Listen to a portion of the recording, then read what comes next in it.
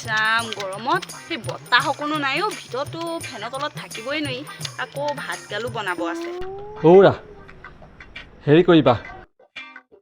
এতিয়া ভাত বনাব নালাগে দিয়া